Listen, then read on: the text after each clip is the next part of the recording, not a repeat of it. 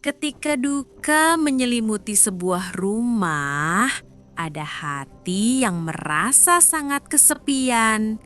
Saat niat tulus untuk merawat, justru menguji batas sebuah kepercayaan. Ini adalah kisah tentang amanah yang dilupakan.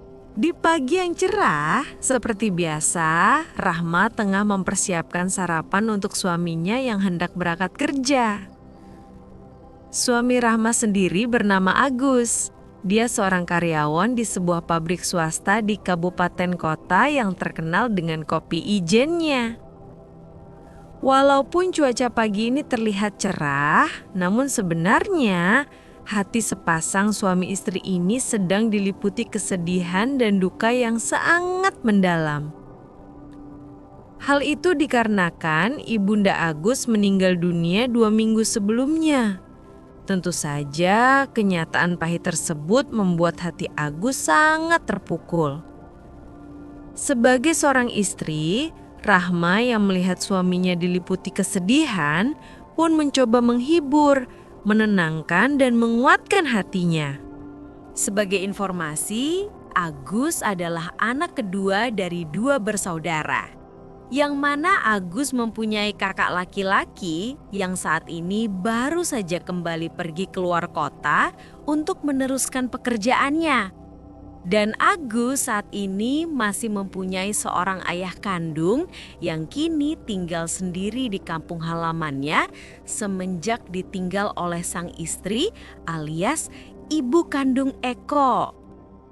Sebenarnya Agus masih sangat ingin menemani sang ayah yang tentunya masih diliputi kesedihan.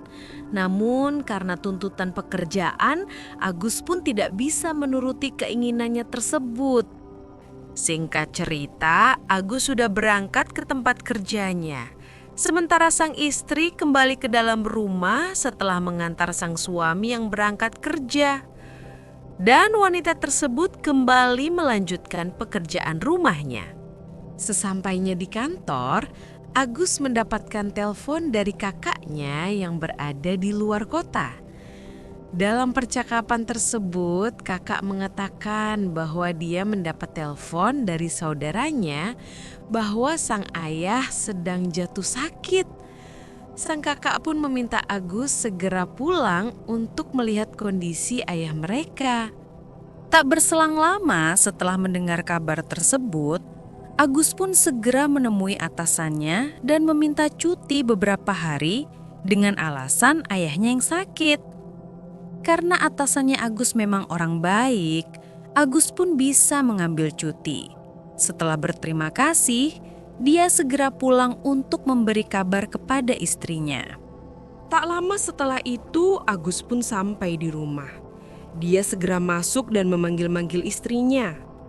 Rahma yang saat itu sedang mencuci piring pun terkaget-kaget menyaksikan suaminya tiba-tiba pulang dengan sangat panik. "Kenapa, Mas? Ada apa kok Mas panik begitu?" tanya Rahma dengan rasa penasaran. "Bapakku sakit, Dek," kata Agus dengan ekspresi cemas, sebab sang ayah hanya tinggal sendirian di rumah. Mendengar hal tersebut, Rahma pun ikut merasakan apa yang dirasakan oleh sang suami. Kemudian Agus mengajak Rahma untuk pulang kampung menjenguk sang ayah. Agus juga menjelaskan bahwa dia sudah mendapatkan cuti selama 3 hari dari atasannya. Tak berselang lama, Agus dan Rahma pun berangkat menuju kampung halamannya. Perjalanan mereka tidak terlalu jauh karena hanya menghabiskan waktu sekitar 2 jam perjalanan. Dan kebetulan pasangan suami istri ini belum mempunyai momongan. Jadi mereka tidak kerepotan untuk bepergian ke sana kemari dalam kondisi mendesak seperti ini. Rahma sendiri masih sangat muda, usianya masih 25 tahun. Sementara Agus usianya hanya terpaut 3 tahun dari sang istri, yaitu 28 tahun. Tak berasa 2 jam perjalanan telah mereka lalui. Sesampainya di kampung halaman, Agus langsung berlarian menemui sang ayah yang saat ini sedang tergeletak di kasurnya. Sebagai anak yang berbakti, Agus langsung menanyakan keadaan ayahnya saat itu. Sementara sang ayah yang melihat anaknya tiba-tiba pulang sangatlah gembira. Karena menurut beliau sang anak sangat peduli dengan keadaannya. Ndak apa-apa kok nak, mungkin cuma masuk angin aja. Maklum, udah tua. Ucap sang ayah sedikit lemas. Mendengar hal itu, Agus sontak bergegas membawa ayahnya untuk berobat ke puskesmas terdekat. Namun beliau menolak karena tak ingin merepotkan Agus dan Rahma. Namun tetap saja Agus merasa khawatir. Dia tak menggubris ucapan ayahnya. Agus kemudian memanggil mantri untuk memeriksa kondisi sang ayah. Waktu pun terus berlalu. Nampak Agus dan Rahma sedang duduk di depan teras rumah ayahnya. Dengan rasa was-was, mereka sedang menunggu hasil pemeriksaan mantri yang saat ini sedang mengecek kesehatan ayahnya. Tak berselang lama, sang mantri pun selesai. "Gimana keadaan Bapak, Pak Mantri?" tanya Agus. "Oh, ndak apa-apa Mas. Bapak cuman kurang istirahat saja," jawab Pak Mantri. Setelah memberikan resep obat, mantri itu pun pergi. Agus dan Rahma segera menemui sang ayah.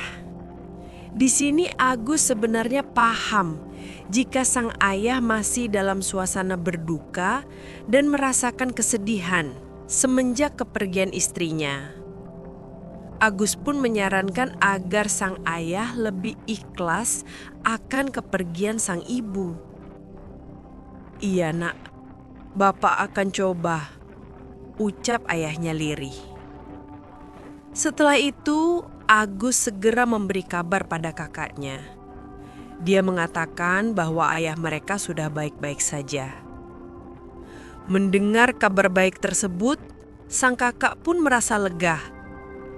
Kakaknya hari itu kembali menghubungi via telepon dan lantas meminta Agus untuk tinggal di sana sementara waktu, sampai kondisi ayah mereka lebih stabil. Meskipun ragu karena alasan pekerjaan, Agus pun mengiyakan dan berkata bahwa dia hanya bisa menemani sang ayah selama 3 hari saja. 2 hari kemudian, Agus masih merasa khawatir dengan kondisi ayahnya. Dia sangat khawatir ayahnya akan kembali sakit jika dia tinggal pergi. Rahma yang mengerti akan perasaan suaminya pun akhirnya menawarkan untuk tinggal sementara di sana dan meminta sang suami untuk kembali bekerja terlebih dahulu. Mendengar hal itu, Agus pun merasa bahagia. Ia merasa sang istri begitu baik dan perhatian. Sepakat dengan keadaan itu, akhirnya Agus pulang lebih dulu dan membiarkan istrinya tetap tinggal beberapa hari untuk menemani sang ayah. Dan keesokan harinya, Agus kembali ke kota untuk bekerja. Tanpa terasa, sudah 2 hari Rahma menemani ayah mertuanya. Sudah 2 hari ini Rahma merasa kesulitan saat ia meminta sang mertua untuk makan. Ayah mertuanya berkilah bahwa ia tidak merasa lapar dan masih sering termenung mengenang kepergian mendiang istrinya. Ayah mertua Rahma sebenarnya tidak terlalu tua. Beliau berusia sekitar 55 tahun dan uniknya beliau masih sangat tampak muda. Bahkan dari rambutnya saja tak nampak sedikit pun uban. Berbagai cara Rahma lakukan agar sang mertua tidak larut dalam kesedihan. Rahma menemani beliau mengobrol, bahkan saling bercanda. Usaha Rahma ternyata tidak sia-sia. Semakin hari ayah mertuanya tampak lebih ceria dan mulai menerima kepergian sang istri. Namun, siapa sangka karena perhatian lebih Rahma kepada ayah mertuanya tersebut justru membuat beliau merasa baper. Hingga suatu ketika, sang ayah mengajak Rahma untuk pergi ke tempat wisata. Rahma yang tidak menyadari sikap ayah mertuanya itu, akhirnya menurut saja. Mereka berdua pun menghabiskan waktu bersama di sana. Sesampainya di rumah setelah dari tempat wisata, tampak mereka sangat kelelahan setelah berjalan-jalan seharian. Di malam harinya mereka berdua duduk di ruang tamu dan mengobrol. Agus beruntung sekali punya istri seperti kamu, Ndu, ucap sang ayah. Ah, Bapak bisa aja, sahut Rahma tersipu. Mendengar pujian itu, Rahma merasa tersanjung. Sesekali dia tersenyum malu kala sang ayah mertua kembali memujinya. Sang ayah lantas mengambil sebuah gaun milik mendiang istrinya, lalu memberikannya ke Rahma. Ndu, cobalah, kamu pasti cocok menggunakannya, ucap sang ayah. Rahma kembali tersanjung. Sebentar ya Pak, biar saya coba, sahut Rahma sembari melangkah ke kamarnya dan mencoba gaun tersebut. Tak lama kemudian Rahma kembali dengan menggunakan gaun pemberian ayah mertuanya.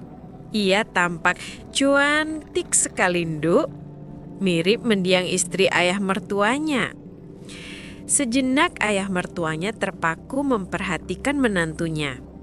Ia tak menyangka gaun tersebut tampak sempurna jika Rahma yang menggunakannya. Kamu cantik sekali, Nduk. Ah, Bapak ini ada-ada saja, ucap Rahma tersipu. Skip setelah saling mengobrol ngalor ngidul bercerita tentang masa-masa indah kenangan masa lalu sang ayah mertua. Tak terasa waktu menunjukkan pukul 11 malam. Akhirnya Rahma berpamitan untuk istirahat lebih dulu kepada ayah mertuanya. Tak lama kemudian ayah mertuanya pun menyusul untuk ke kamarnya sendiri. Namun sebelum masuk, dia menoleh ke arah kamar menantunya yang kebetulan sedikit terbuka. Ia seolah terkejut mendapati panorama langkah di hadapannya. Tampak Rahma sedang bersantai dengan gaun mendiang istrinya. Entah setan dari mana, beliau menghampiri sang menantu lalu duduk di sampingnya. Kebetulan saat itu Rahma juga belum terlelap. Kok belum turun sih, Nduk? Tanya ayah mertuanya. Belum ngantuk, Pak, sahut Rahma. Tapi tanpa mereka sadari, keduanya pun saling bersih tatap. Nduk, Bapak boleh ndak? Sekali aja, ucap ayahnya mengiba. Mendengar dan melihat ayah mertuanya, Rahma seakan-akan terinspirasi akan hipnotisasi Ambarawa dan tak bisa berkata-kata. Dia hanya mengangguk, mempersilahkan. Sebuah kesalahan fatal yang tak seharusnya terjadi, kini dilalui begitu saja. Sebuah rapat rahasia PBB terlaksana. Rumbai-rumbai Indomie bergetar kala Jukung telah siaga, sehingga Jukung terdayung melaju di lautan Antartika Ambarawa. Tak terhitung banjir bandang melanda sehingga tiba di pelabuhan Tanjung Priok Ambarawa yang dijaga oleh Rahma. Rahma seolah-olah lupa akan suaminya yang sudah memberikan kepercayaan kepadanya. Begitu pula dengan ayahnya yang kini gelap netranya. Lain kali boleh lagi ya, Nduk? Terserah Bapak saja. Singkat cerita, 2 minggu telah berlalu. Agus datang menjemput istrinya. Dia begitu senang melihat kondisi ayahnya yang semakin membaik. Sementara ayahnya sangat sedih saat akan ditinggal oleh mereka. Yang Agus tak ketahui, dalam 2 minggu itu, Pak Broto dan juga Rahma seringkali menggelar rapat rahasia PBB hampir setiap waktu di berbagai tempat dan posisi. Berbagai macam variasi perjukungan juga mereka lalui. Dan sebelum berpamitan, sang ayah berpesan agar mereka sering-sering menjenguknya, terutama Rahma, menantunya.